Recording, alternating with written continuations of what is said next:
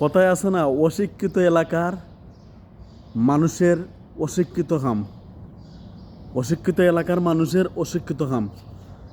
এটার রিজন রয়েছে গা, দিরাই সাল্লার মাঝে বিএনপির প্রার্থী নাসির উদ্দিন চৌধুরী, সে নিজেও কথা বলতে পারে না, সে নিজে হাঁটতে পারে না, সে উন্নয়ন করবো কি?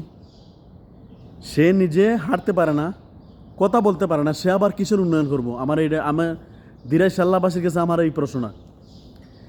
সে যদি জামাতের লোক হয়ে থাকুক বা ভিন্ন কোনো দলের যদি লোক হয়ে থাকুক, শিশির মনির কত ভালো একজন মানুষ, কত ভালো একজন লয়ার। সে সারা বাংলাদেশের মাঝে সবচেয়ে এক নম্বর লয়ার ধরলে তারা ধরতে হবে। গুণ্য মান্য জ্ঞানী লোক, কত ভালো লোক। সে তার নিজের অর্থায়নে কত উন্নয়ন করছে এই দিরাই সাল্লায়। কিন্তু দিরাই সাল্লার মানুষে করছে কি? ওকে যে বুড়া, বয়স 90 না 80, বিচারা নিজে কথা কইতে পারে না, বিচারা নিজে হারতে পারে না, এরে তারা বুট দিয়ে ফাঁস করছে। হে তোরা কিতা দিব না? সে নিজে হারতে পারে না, সে তোরা কি দিব না? তোরা যে অশিক্ষিত পরিচয় তোরা দিছত, বুঝছ? তোরা রাখলে তোরার সপ্তাহ গাইছত, তোরা কিচ্ছু পাইবে না, আবার কোনো উন্নয়ন হবে না তোরার।